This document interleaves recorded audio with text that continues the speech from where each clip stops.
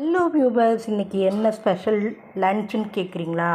உளுந்தம்பருப்பு சாதம், புழுங்கல் அரிசி, உளுந்தம்பருப்பு, உப்பு, வெள்ளைப்பூடு, சீரகம் இது எல்லாத்தையும் கலந்து வேக வைக்கணும். குக்கரில் வைக்க மாட்டோம். இந்த மாதிரி ஒரு பாத்திரத்தில் அல்லது ஒரு சட்டியில் வேக வச்சு அதுக்கப்புறம் நம்ம தேங்காய் துருவல் போட்டு இறக்கி இது கறிக்குழம்போடு வச்சு சாப்பிடலாம். இதுதான் ரொம்ப நல்லாயிருக்கும். கறிக்குழம்பு, சிக்கன் குழம்பு வைக்கிற அன்றைக்கி இந்த மாதிரி செஞ்சுக்கலாம். இது சிக்கன் குழம்பு. இன்றைக்கி பார்த்துக்கங்க, சிக்கன் குழம்பு. இது மட்டன் சுக்கா. இது மட்டன் நல்லி எலும்பு குழம்பு. அதாவது மட்டன் சாப்பிட்றவங்க, சிக்கன் சாப்பிட்றவங்க தனித்தனியாக வீடுகளில் இருக்கிறதுனால இந்த மாதிரி செஞ்சு வச்சுக்கிட்டா எது வேணாலும் சாப்பிட்டுக்குவாங்க. ஏன்னா நிறைய பேருக்கு மட்டன் பிடிக்காது, நிறைய பேருக்கு சிக்கன் பிடிக்காது.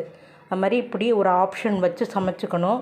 இந்த உளுந்தஞ்சோறு கட்டாயம் பெண்களும் பெண் குழந்தைகளும் கட்டாயம் சாப்பிடணும். இடுப்பு எலும்பு வலுவாகும். எங்கள் தென்காசி மாவட்டத்தில் இந்த உளுந்தஞ்சோறு வெரி வெரி ஸ்பெஷல் ரெசிபி. எல்லோரும் பெண்கள் எல்லாம் செஞ்சு வீட்டில் சாப்பிடுவாங்க.